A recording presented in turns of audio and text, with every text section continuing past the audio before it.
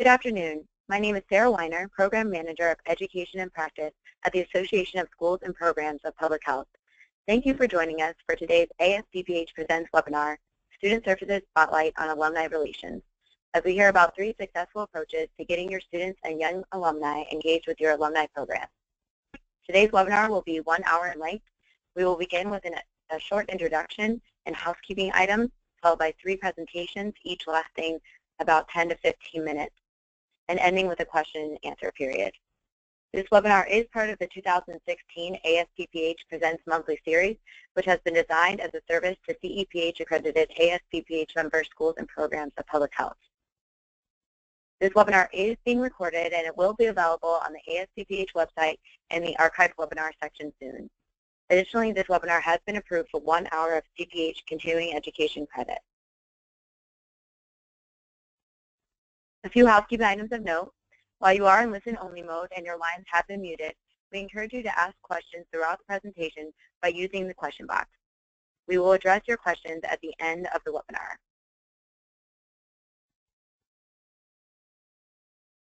I am pleased to introduce today's speakers. Allison Wiles is the Associate Director of Development at Johns Hopkins Bloomberg School of Public Health.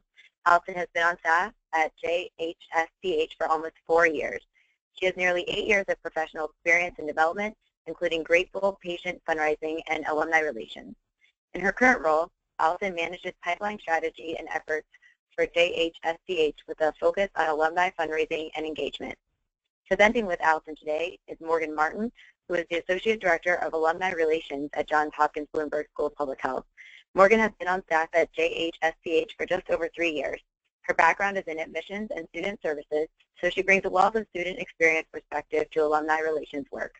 In her current role, Morgan manages several mentoring programs, current student engagement, Delta Omega Alpha chapter activities, and alumni engagement events near and far, among many other things. Maureen Devine All is a principal at MK Fundraising Solutions. Maureen is an energetic development professional with more than a decade of experience fundraising in both the nonprofit and higher education sectors. She is a strategic thinker with experience in annual funds, alumni donor relations, program management, cultivation, stewardship, day of giving programs, major gifts, development writing, corporate partnerships, and more. Lastly, Michael O'Brien oversees the Alumni Relations Program at Boston University School of Public Health, in addition to managing the annual fund and leadership giving. In his 4 years at BUSPH, Michael has made hundreds of strong connections with dedicated alumni across the country and around the world, helping them stay engaged with the school. Previously, he was the Development and Marketing Manager at Catholic Charities of Boston and had worked for over 5 years in account management, sales, and training roles in finance and technology. He is a graduate of Boston University and received his MBA from the University of Florida. Thank you all for being here today. I am now going to turn it over to Allison and Morgan.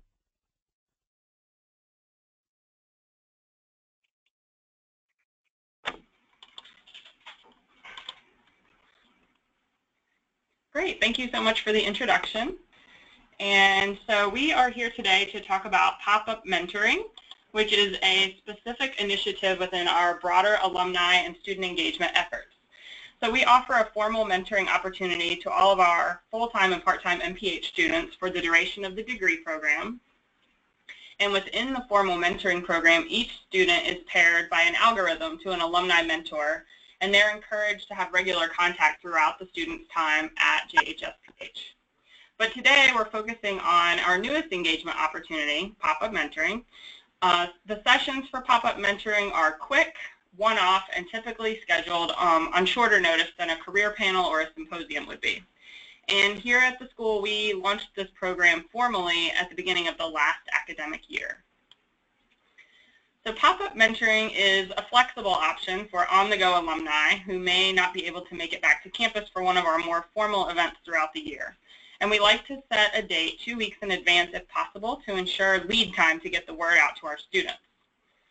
We discourage formal presentations from our alumni mentors to help take the pressure off of them, since it's a short notice type of an event, and to create a more intimate atmosphere for the conversation with the students.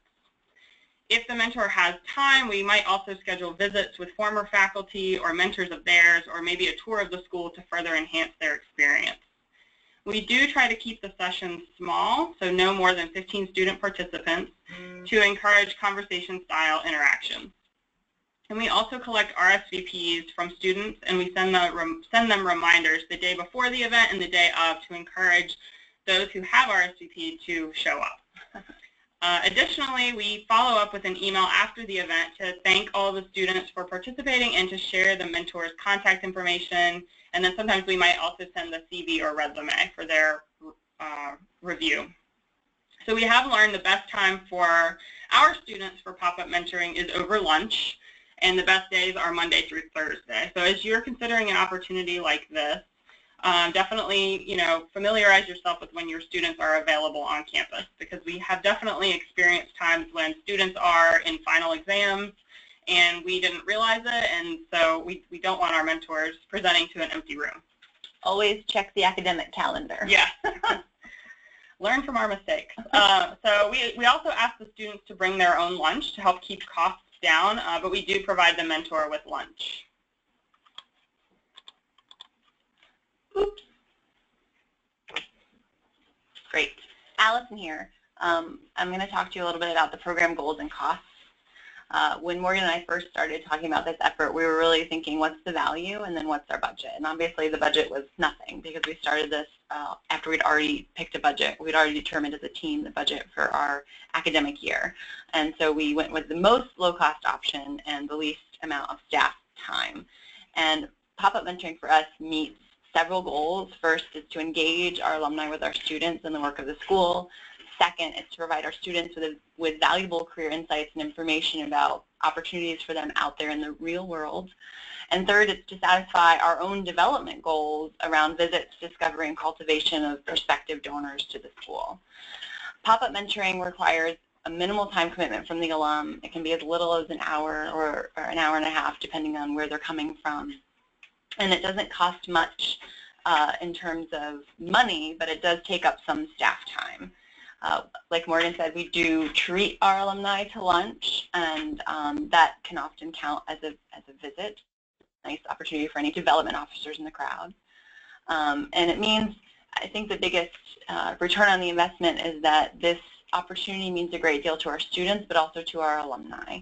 And we've actually had several long-lasting mentoring relationships come out of these more intimate sessions, which has been fruitful for both the students and the alumni. And so we always like to say that bringing alumni and students together is the best thing you can possibly do, and they're probably going to enjoy it more than talking with any of us development alumni relations professionals.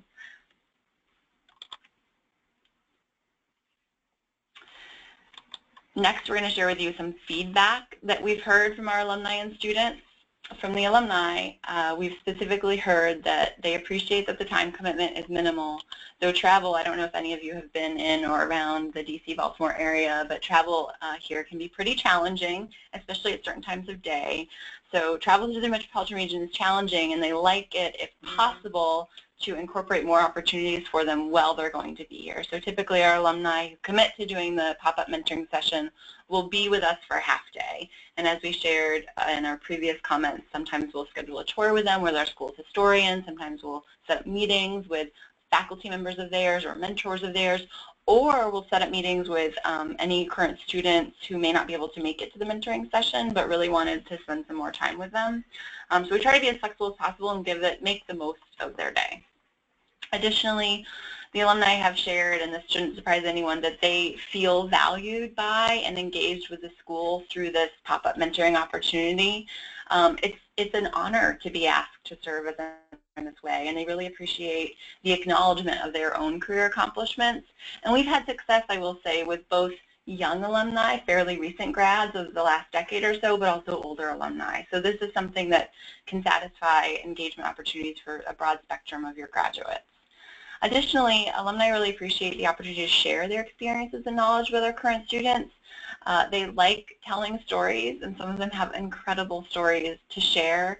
And the students ask incredibly engaging questions, and our alumni really appreciate that. So that's just some of the feedback we've heard from our alumni, and I'm sure we'll get more this coming year. And then to also talk about the feedback we've received from our students, we have heard from them that they really prefer the intimate setting of the pop-up mentoring sessions as compared to career panels or symposiums because it is a smaller group, so they have the opportunity to ask more questions and to get to know the mentor a little bit more. And additionally, the mentors, I think, tend to share more of their personal story rather than if they were on a panel with several other companies, so that they feel like they can really speak more personally about their experience in public health and their career and how they got to where they are. And with so much going on at our school, the students like that we provide background details about the alumni in the invitation that we send ahead of time. So they really like that we send the CV and the resume so they can decide whether the session is something that will be valuable to them. And then we tailor the invitations to those students who might be more interested in that session.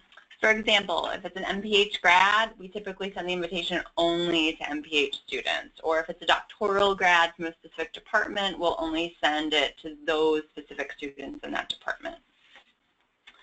And then finally,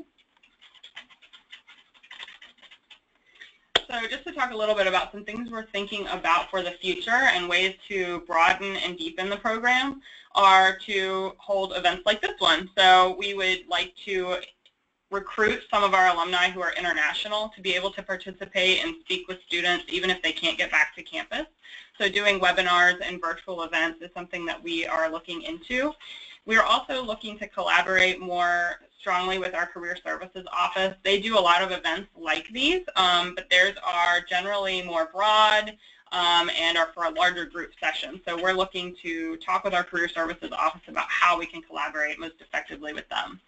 And then additionally, we are looking to partner with faculty who can serve as hosts. We've actually done this before as well. So, for example, last summer we had an alum come and he presented to the new MPH Master of Public Health students, and we had the chair of the program there, and she was willing to do the introduction of him, which meant so much to him because he remembered her from when he was a student, and he had the opportunity to chat with her a little bit beforehand, and that was very valuable to him as well. Another example of that is one of our department chairs served as a host for a mentee of hers who came back to serve as a pop-up mentor, and they ended up doing the session together. And it was such a wonderful opportunity for the two of them to not only reconnect, but for the students to see the history of a mentoring relationship as was evident in the strong connection that these two women had. So it was really a special moment. Absolutely. So we definitely think this program has legs, and we will continue it into the future. And thank you so much for listening, and we look forward to your questions at the end of the session. Thank you. Wonderful. Thank you so much, Morgan and Allison. I'm now going to turn the presentation over to Maureen. 2 seconds here. And just want to remind all participants to please submit their questions at any moment in time through the question box, and we'll address them at the end of the presentation. Maureen? Hi, everyone. My name is Maureen Devine-All.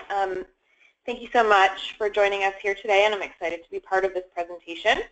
And I think the last batch of information was wonderful, and I even learned a few things. So as it says, I am the principal for MK Fundraising Solutions. I have gone out on my own to do consulting. But previous to that, my background is completely in higher education. A couple of places I've been are the George Washington University Law School here in Washington, D.C., and East Carolina University, and then also Antioch College out in Ohio for a few years. And so you're probably asking yourself, what does that have to do with public health? But I found that my time at the law school, also a graduate school, was very relevant time, so I'm going to speak sort of from that arena today, and hopefully help generate some maybe new and different ideas through the eyes of a different graduate school with similar problems, or challenges, we should say. And I'm just trying to click this. There it goes. Okay. So thinking about your graduate alumni engagement.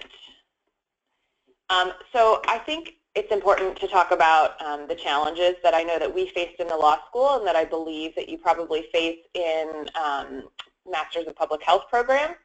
And so things that we faced is that it's a unique graduate population. So our law students were often not traditional students by any stretch of the imagination. Some of them were part-time, some of them were full-time, some of them, were working multiple jobs to be able to pay for this. We saw all different walks of life, as I imagine all of us here do. And so sometimes it can be challenging to figure out the right programming to match larger groups of those populations. Additionally, you run up against time constraints, of course. I think the advice to always consult the academic calendar is a very, very important one. And I would add to that, consult your internal academic calendar, but then also if there are any sort of larger licensing examinations or sort of big times around in the field, or potentially even conferences that your students might be attending to do their own networking, to be aware of those and to roll those into your program planning. And then one big thing that we ran up against was sort of misinformation about who we were in the Office of Alumni Relations at the law school. We were often just viewed as those people who ask you for money. And so we worked very hard to build relationships and hold programming that demonstrated that we were far more than just the people who asked you for money. That we were there to help enhance your student experience, to connect you with alumni for the benefit of both the student and the alumni, and go far beyond asking for money, student class gift, any of those things. Now, as we all know, doing all those things is the lead up to hopefully eventually asking your successful alum for money in the future. But we worked really hard to combat that misinformation while they were still students or young alumni. And then from the alumni side of the table, this is connecting your students and your alumni or young alumni programming are great stewardship opportunities, but you're always looking for that right fit. I think everybody has a horror story or two in their closet about either a student who showed up to, a student alumni event and was, doing or saying inappropriate things or had no idea why they were really there, or vice versa, an alum showing up to student or engagement events and with just the wrong ideas in mind. And so you always want to find the right fit when you're trying to mix your students and your alumni population, and that should not be ignored or overlooked. And then similarly with alumni, we all know they have great time constraints, location constraints. So these are all the challenges that we tried to address when we came up with some of our programming. And so some practical solutions on those. One of our most successful programs was something that we called Coffee with Experience. And what it really boils down to, it looked a lot like speed dating, except speed networking, a little less speedy though, perhaps. What we would do is reach out to some of our alumni who we were very close with. It was often members of our alumni board, or maybe somebody who could use an extra little push on cultivation or an extra touch. And we would try and recruit them to represent different practice areas. And so they would be our subject matter experts scattered throughout the room. And we would try and recruit anywhere from 8 to 10 of those, depending on how big we wanted the Coffee with Experience event to be. And their job would to be the anchor. So they would sit at that table and we would put up a little placard with their practice area listed. And they would sit there with their cup of coffee and the students would come to them. And so we also controlled for, so that, one table didn't have 20 students sitting there and another table had 0. When the students registered to participate in this event, we gave them the practice area choices. So that means recruiting the practice area experts in advance of actually advertising the event and collecting registrations. We would advertise those practice areas and they would give us their top 3. And then we would sit down and kind of do a little,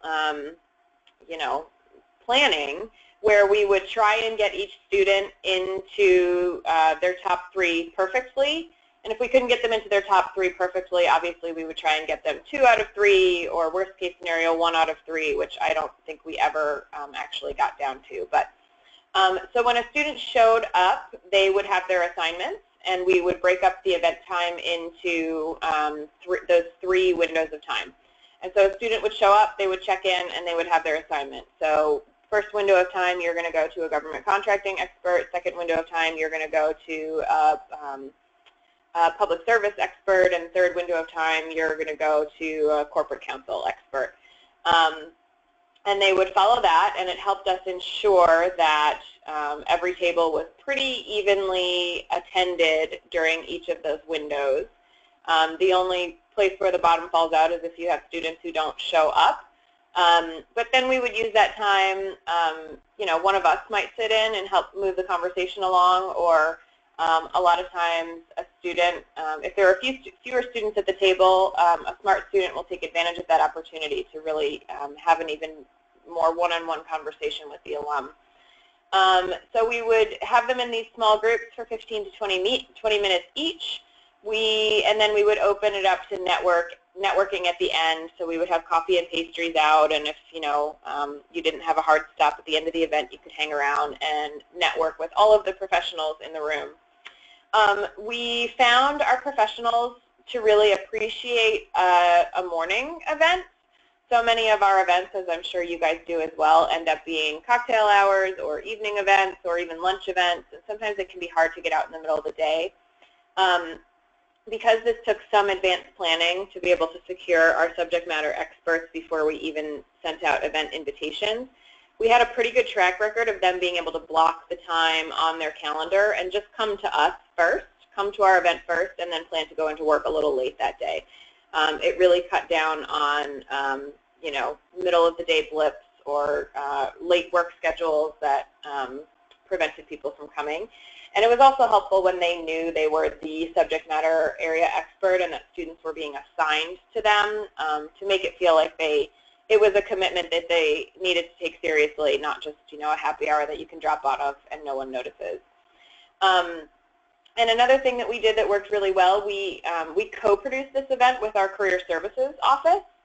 So while we were working the alumni angle pretty heavily, they were working the student angle pretty heavily. And so we would stay in communication about the subject matter experts that were going to be there, and then Career Services could think about students who had that interest area and, you know, sort of extra promote this event to them. It was mutually beneficial for both offices. It gave us in the alumni office an opportunity to meet students that maybe we hadn't met before that Career Services had a great relationship with. And then it gave Career Services an opportunity to maybe meet some alumni who they don't normally get to interface with and use them for future mentoring opportunities or other resources as a Career Services office might need them. So that's our Coffee with Experience. We also did a series of admitted student events, and those were geared towards really alumni of any age, but we did see a lot of young alumni participating in these because they had particular interest. So again, we partnered with the admissions office on these, and we would target cities with a large alumni population and cities that were also of interest from admissions. And we would set up evening cocktail events in those cities. We would share the cost on those. We would usually do a half an hour pre-reception with just students. And so when I say admitted students, those are the students who have been admitted to the program who are still maybe deciding whether or not to choose your institution. We would usually do a half an hour lead up on the event where it would just be the dean of admissions or maybe the dean of the school or a couple of faculty members. And it would just be the students for that first half an hour, so they would sort of get the really close touch that they needed as far as from the admissions perspective, get to ask their questions about enrollment and tuition and fees and all that stuff like that alumni aren't interested in. But then after that, we would have 2 hours of networking tacked on to that event where we would invite alumni from the area to come and meet these admitted students, talk about their experience at the institution, answer any questions they might have. We found it was also a really great way then to build on sort of those mentoring relationships after the student, assuming the student enrolls and after graduation, maybe they want to return back to their home city and work. that was a great opportunity for them to start making network connections on their own home turf. And we really promoted that with both the alumni and the students. And then in between, we allow students access to our alumni, our online alumni directory, so that they, if they do a good job, they can keep track of where that person is, maybe keep in touch with them, email once in a while, so that that's a healthy contact once they graduate. Just some of the semantics of that event, we would always make sure that a school VIP provides an address. It works well for both of us. Usually the dean would come, alumni and students want to see that person collectively. And then in order to make that trip more worthwhile for any of these folks from the alumni and development perspective, we would also build meetings around these trips. So we usually sat down sometime in the fall and figured out our spring schedule. Put dates on the calendar for all of these admitted students events. We would do that with the admissions office around dates that worked for them, admissions deadlines and such. And then we knew well in advance. We would start figuring out who our VIPs would be, and then our development staff could start working on meetings to really, truly justify these trips and make them work for everyone. And another thing that we would then do to kind of continue to bridge the gap is we would then sponsor an activity during new student orientation. So hopefully you've seen some of these students out at these admitted student events, and then we would usually host a lunch during that orientation time where we would just say this lunch is hosted by the Office of Alumni Relations, but then a few of us representatives from that office would come down. Sometimes we would get some young alums to come with us as well. We would give a short presentation, and we would usually give them a giveaway just as a token of appreciation, something they might use, something that might be useful, a jump drive or something like that as they do their student work. And it would just give them that front of mind reminder who we were again. And then with the young alumni there, we tried to spread out and actually sit down and eat lunch with the students to really engage them right from day one as to who we are, what our purpose was, and to see our office as a resource.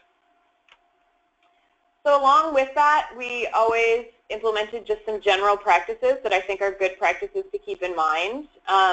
Build relationships with your student services offices. So I talked about how both of these events were successful because of our relationships with admissions and career services. But I would say think about the other offices that touch the lives of your students, that maybe they're there every day. Co-programming with the library is always an interesting one, especially if alumni are interested in access to things in the library, or if you have a really interesting archive or something like that. Think about your student services offices and how they might, how your alumni might be interested in gaining access to them as well. And then I would say build relationships with your student org leadership. So we had a really great relationship with our Student Bar Association leadership. They would eventually help us run their student class gift, but we usually had those, and that was just in their final year of their program. But we would usually work on those relationships for years in advance. Usually your student leadership, if they're the secretary or an officer in their early years, they might advance on to be a president or a vice president in their final year. Those are great relationships to have, and then in our experience, those folks always remained some of the most engaged and generous alumni once they were part of your alumni population. And of course, always linking your work to class gift efforts. Again, perks, things like that is a good place to start brainstorming. As I mentioned previously, one of the perks that we give to our student population, usually after they've completed 2 terms, so we sort of have some idea that they're staying, we give them access to our alumni directory, our online alumni directory. And that directory allows you to search for alumni by geographic region or practice area, and if the alumni has allowed their information to be viewed publicly, usually you can contact that alum as well via an email or whatnot. And so that's a really valuable resource for the current who are looking for summer internships or jobs as graduation gets closer. And that's a tool that our alumni really enjoy as well. It's a great young alumni tool. Actually, it's a great any alumni tool because you never know when in your career, you're going to look for somebody who has graduated from the same institution as you. And then I think another thing that we worked on is an internship or fellowship directory. And again, that was something that we worked with the alumni. It might be a listing of sort of the dream internships or fellowships that current students are looking for. And then you can work with your alumni to see if they have any connections to maybe make those happen, or can, you know, help link to housing if that's a need when they're in their internship or fellowship. All of those ways are really great sort of light touches on your alumni to help them feel engaged, to help them feel like they're helping a current student. You know, they see a sliver of their former self in these opportunities. And it's a great way to just continue to steward that alumni and make them feel involved and invested without asking them money. And so that's me. I know we're going to save questions for the end, so I will pass it back over to Sarah. Thank you so much, Maureen. And yes, we are going to save questions for the end of it. Participants can submit their questions at any time through the question box. And I'd like to welcome Michael to start his presentation. Mike, you should be good to go. Sure, terrific. Hello and thank you. I'm excited to share with you how alumni are engaged throughout the student experience here at Boston University School of Public Health. Our dedicated alumni are actively involved and integrated in the school community through event, classroom, and mentor participation.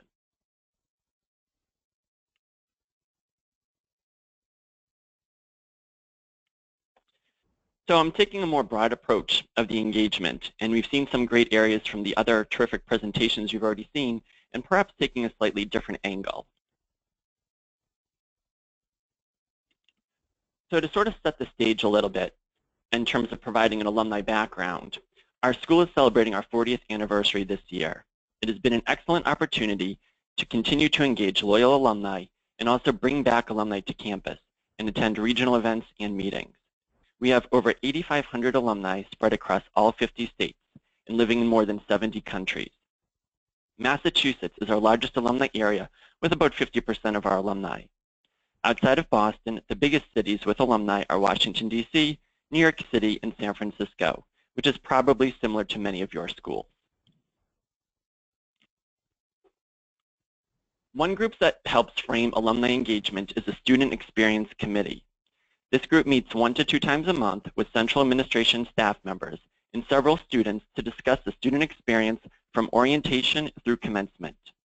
Alumni are often discussed as ambassadors of the school and how to incorporate them into the school community.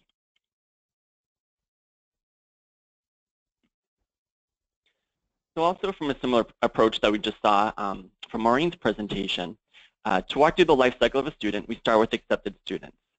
We host several accepted students events in the spring as a way for students to learn more about our school and meet faculty, staff, and current students. Additionally, we have had alumni presenters in the main morning session to share their story on why they came to BU and discuss their work experience.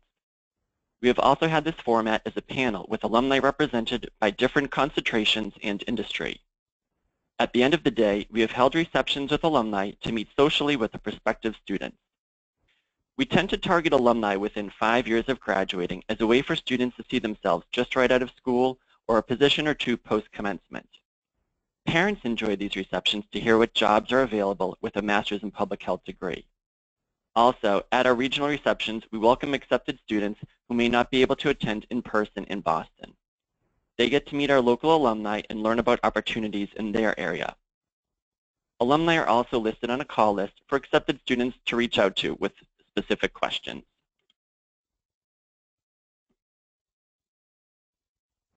At our student orientation, which we are currently planning for late August, that first morning, students hear from our amazing alumni on a panel, again speaking about why they came to BU, favorite classes, internships, and the job search. They also share expertise on things to do in Boston, favorite restaurants, and spots. The end of the 2-day orientation concludes with a barbecue, which includes some Boston area alumni to welcome our future alumni members.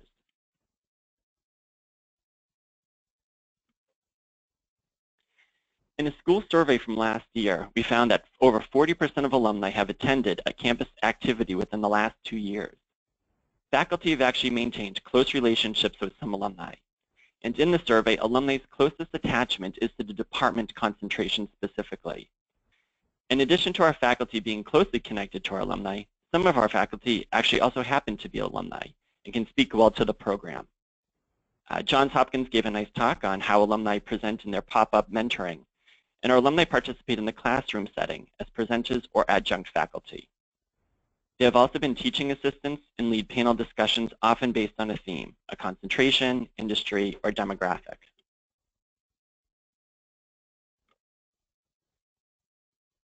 Alumni play an important part of the career services process. Alumni Network Express is our speed networking event by industry, with 3 structured rounds with networking followed by a social networking event. This will actually be the 7th year of the Alumni Network Express, which engages over 35 alumni and attended by more than 100 students. Career Services hosts industry panels with alumni and holds annual career fair and internship fairs. For the career fair, alumni act as exhibitors, recruiting students to their organizations. And all students are required to perform a practicum. This is a great way for alumni to give back of their time as supervisors training students. Alumni can participate locally in Boston or throughout the U.S. or even internationally.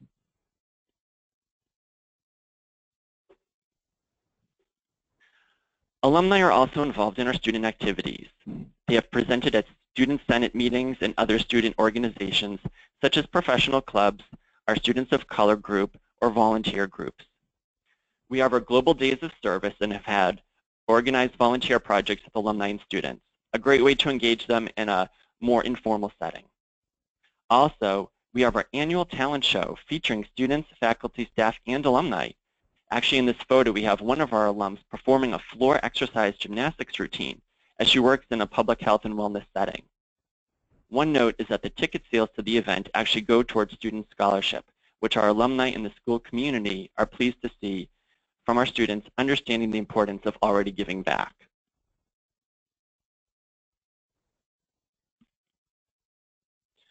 Launching in fall 2016 is our Student Alumni Mentoring Program, SAMP.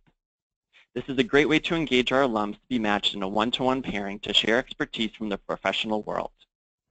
We're also hoping to match based on industry and geography as best we can in the process, also using an algorithm that Johns Hopkins sort of spoke to. We're excited that we have over 300 alumni signed up and a way to engage alumni, not just in Boston, but around the world. The ask for time is just a minimum of 4 touch points over the course of the year, in person, by phone, email, or Skype. And we look forward to sharing our results as we roll out this project. Our alumni are invited to on-campus events. They are always welcome to campus.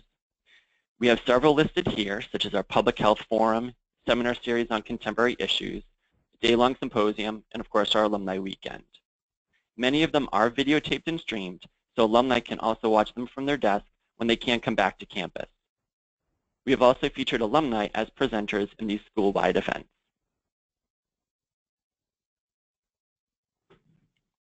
We have a robust communication system with our alumni.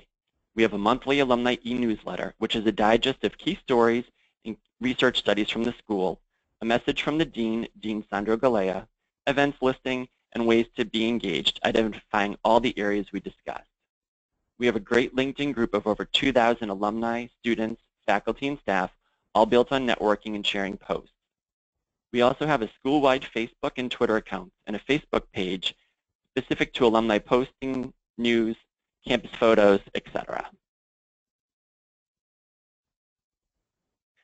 Alumni serve in leadership roles at the school on the Dean's Advisory Board, Alumni Leadership Council, or department-based boards, such as our Health, Law, Policy, and Management Board. Some of the meetings include students. Again, a great way for alumni to learn about the projects our students are working on, but also a way for our students to learn about our alumni leadership within the school community.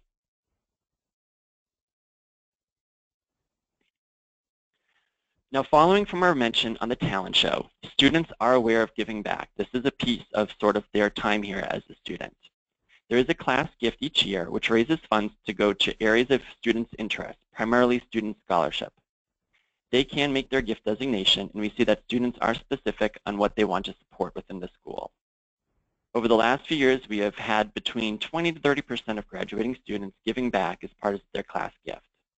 We do have a giving day in April and have had great results from alumni and students giving. Our students have also volunteered their time at tables at Giving Day and have been profiled in videos encouraging alumni to support the ASPPH. Students have also been featured in our stewardship and donor recognition pieces. And here's a sample from our thank you postcard. And then we have commencement, where we welcome our new alumni members. At commencement this past year, the chair of the Alumni Leadership Council provided a welcome and offered ways to stay engaged. Students receive a gift from our office. The last few years, it has been a Padfolio and pen set, which can be used for their professional endeavors. We also share all the benefits of being an alum with a postcard and ways to stay connected with the school. So this concludes the presentation on ways here at BU we integrate alumni into the student experience from being an accepted student all the way through the commencement, providing a good snapshot. Our students understand the importance of networking and fostering alumni relationships. Once they become alumni, we see them eager to give back of their time and resources. I'm sure many of you have had similar ways to incorporate alumni into their student experience, but hopefully our talk may have provided a couple new ways to consider for your own school programs. Thank you for listening, and like the other presenters, I'm happy to address any questions you might have. I also have my contact information listed for any follow-up should you have any further questions. Thank you. Thank you, Michael, and thank you to our other presenters, Allison, Morgan, and Maureen, for sharing all of the great things that you are doing at your respective campuses and in your work. I'm going to now start addressing the questions in the question box that have been submitted throughout the presentation, and please continue to submit those questions throughout this time as well, participants on the line. Sure, let's see. One of the first questions says, what is the content of pop-up mentoring, or the pop-up mentoring session itself? It says no presentation, do the alumni tell stories and share experiences, but I guess the question is how is it structured? Is it structured around this particular theme? And then also follow up, how many alumni mentors per session? Is it only one, or have you ever had more than one? Thanks. That's a great question. This is Allison here at the Bloomberg School of Public Health.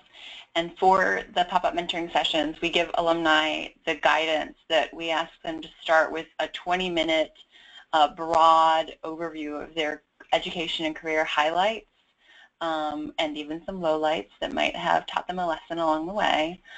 Then we open the floor up to questions, and we found that those students, that our students ask fantastic questions because they want to be in the room. They've read that alum's resume, and they've decided this is something they're really interested in, and they come prepared with very thoughtful questions. And then it's less of a presentation and more of a conversation. And I think that both the alumni mentor and the students get a lot more out of it in that sense.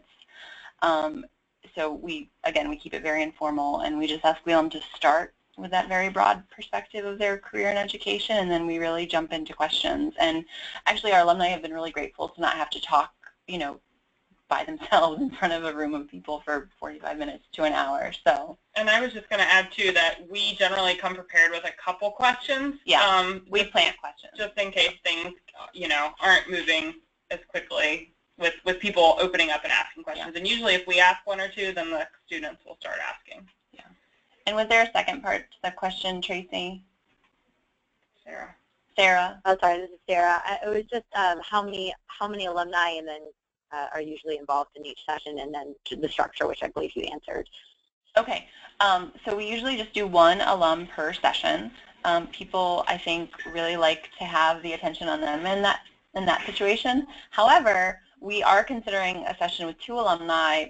Both are MPH MBA grads, and one went into industry and one went into the nonprofit sector. So they have really different experiences and really different outlooks, and they've both considered the other side as well.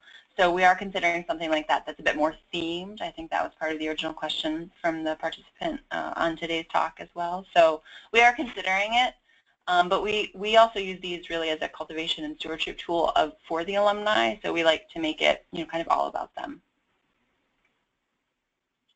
Great, thank you. This next question is for Maureen. The participant asked, what system are you using to store your alumni directory? Is it a third-party solution? Yep. So the law school has been a long-time user of iModules, and so it's definitely a third-party solution. It's a very comprehensive third-party solution. That is also where we were running all of these events that I talked about out of. Registration, giving, all happens there. So if you already use a solution or are shopping for a solution, I highly recommend iModules. I've used other solutions. But it's a great way, it's really a database solution, and so it's a great way to sort of build the support system under any and all of these different programs. And that is the same system that then, in order to give our students access to the directory, we would load them in there and mark them as a student. But then upon graduation, we could just do a rollover. So they would then go right into the alumni directory as an alum, as well as an alumni constituent. So it was a nice, fluid process for everything. Okay, thank you. The next question is for everyone. Mike, I think you touched on this in your presentation, but can any of you share popular or particularly well-received giveaways or swag items for alums and or students? Sure, great question, and I'll take the lead on that. We have had some great ideas. We've certainly done the pens and water bottles and things like that. Luggage tags we've also found to be very popular when people are traveling, and of course with our alums being very international, that's been well received, and sort of being in airports and for people to see a luggage tag with the Boston University logo on that can be well received. But when sort of speaking to our gift, the Padfolios has been really attractive for our students just because it is something that has great utility. And when we're providing gifts towards students and to our alums, we certainly look to something that can showcase our logo and our brand, but also has some function to it as well that will be displayed.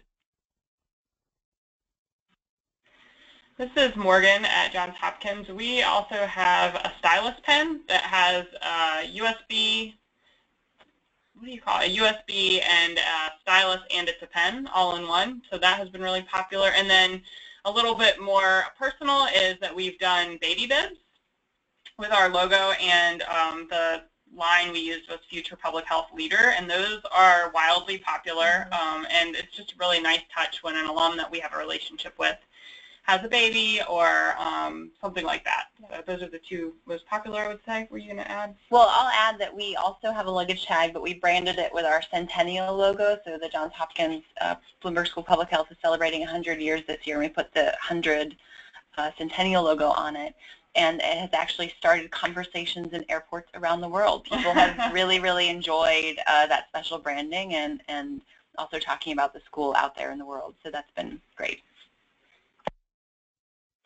And I'll just add in one of our more popular items. We did business card holders, so nice sort of metal-plated business card holders with our logo.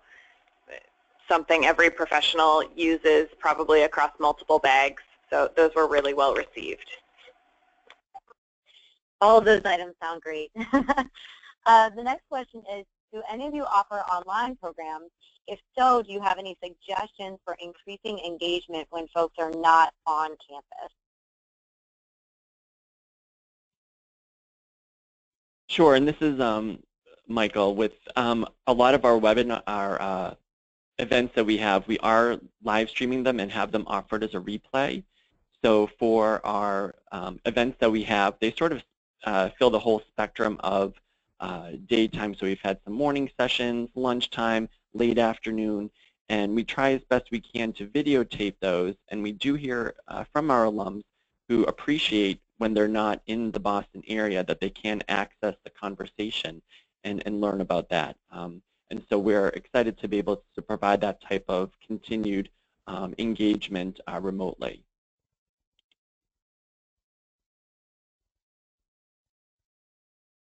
Do any of the other presenters have any suggestions for increasing engagement of those alumni that are not able to come to campus for these events? I mean, as I touched on in my presentation, I would say really those like admitted student events were our opportunities to get out. We've done other events. A lot of them come from our alumni who are maybe in regions that we don't get to as often, which can be a double-edged sword. You know, sometimes you've got an alum who's in, you know, the middle of nowhere and there's only 5 other alumni there and you really don't want to dedicate a lot of resources to supporting an event there. But in other places, you know, we have alumni. Strangely, we have a strong alumni population in Salt Lake City, Utah, and some strong alumni leadership there.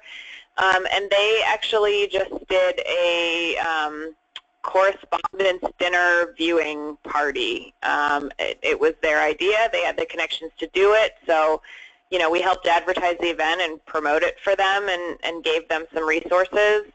And it worked out really well with us.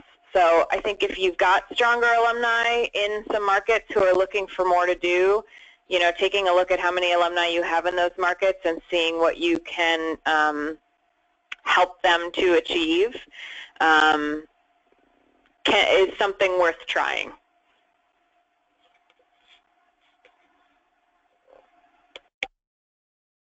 Great, thank you. This next question is for Maureen. Did you ever have trouble getting buy-in from offices you collaborated with for the events you mentioned? So, for example, career services or admissions offices.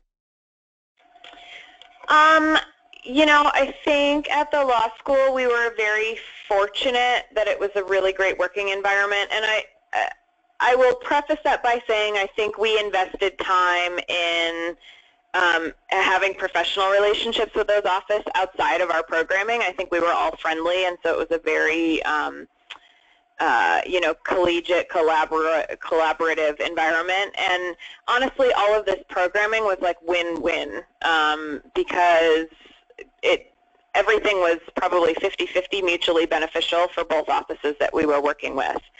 But you know, you usually don't ask that question unless you have that situation and you're possibly trying to overcome it.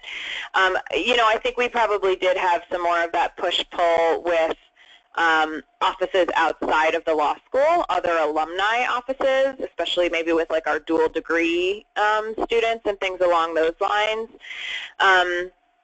Again, I think the key is to finding the mutual benefit so that you're not just going to another office saying, we want to do this event and we need X, Y, and Z from you, and OPS, we need your whole office to be there.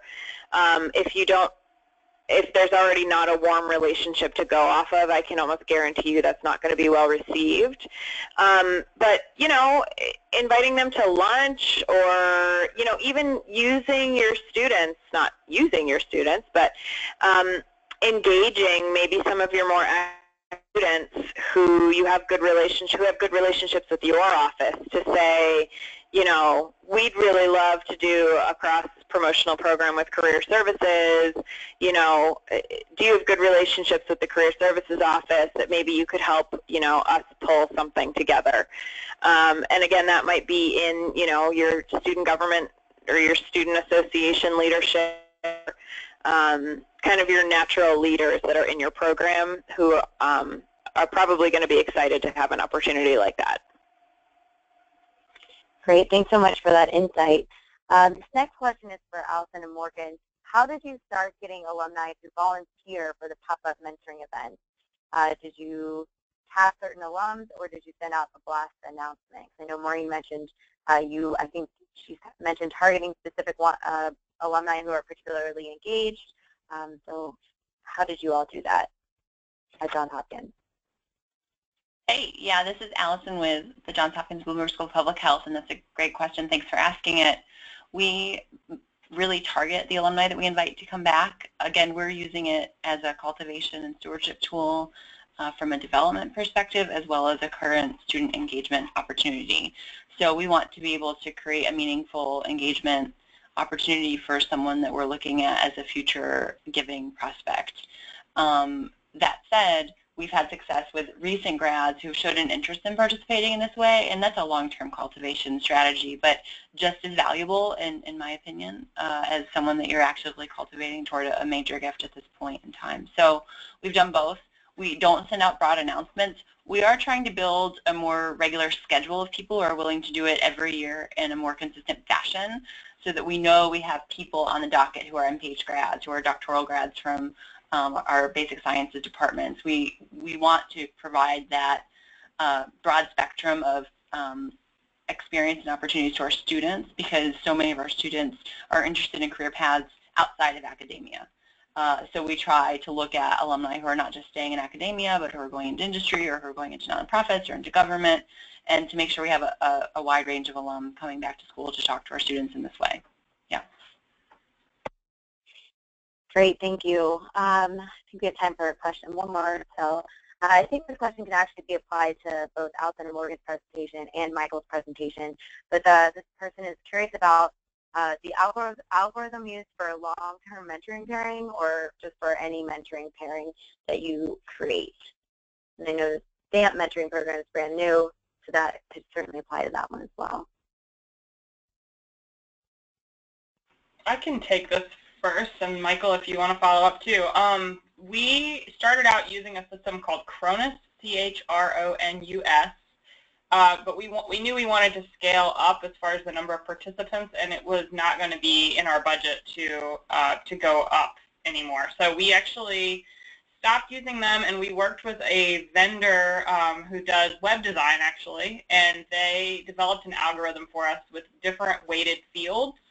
So we have the students complete a survey, and we have the mentors complete a survey, which is in Google Forms, and then we export those into Excel. And then this algorithm that they developed basically feeds both spreadsheets together and then spits out matches.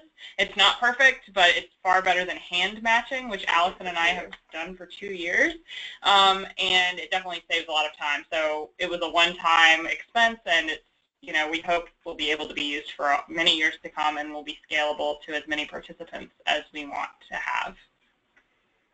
Sure, and to follow up on that piece, as we are in the process of launching our program this fall, we did initially look at that process of doing that hand match, of looking at spreadsheets and trying to match people and create different lines and things like that. And so we are working with some software vendors, and we're finalizing pieces now that would be able to provide a weighted algorithm, as was just mentioned, based on industry, demographics, geography, in terms of what the levels of importance are, because we probably won't get 100% the perfect match for the student side to the alum side, based on sort of the list of alums who are going to be provided as mentors, but then for the students who are looking for these mentors, but we're going to try as best we can. So we are looking at software solutions that would be able to provide that match, and that the software itself would be able to be used for some of the communications pieces. Perhaps it might have video components, and can actually manage and sort of track the engagement between the students and alums, so we can sort of see which ones have actually been communicating. Maybe we need to do a touch to the student just to sort of follow up on something. So that's a good way to sort of track the whole process. Wonderful. Thank you all, and to be respectful of everyone's time, both our wonderful presenters, thank you for being here today, Allison, Morgan, Maureen, and Michael, but also to all of our participants online today. We're going to go ahead and end the webinar. As a reminder, this webinar was recorded and will be made available on the ASPPH website in the archived webinar section soon. Please be sure to contact us with any additional questions, and also please be sure to register for future ASPPH Presents webinars. Additionally, please save the date for the 2017 ASPPH Annual Meeting and the 2017 Undergraduate Public Health and Global Health Education Summit to be held in Arlington, Virginia. Thank you all, and thank you to our speakers. This webinar is now adjourned.